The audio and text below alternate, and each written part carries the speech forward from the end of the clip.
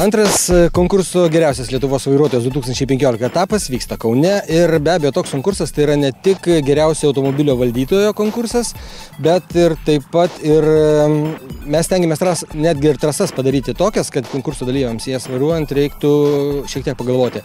Pasirinkti trajektorijas, kaip užvažiuoti aplink vieną kugelį, aplink kitą.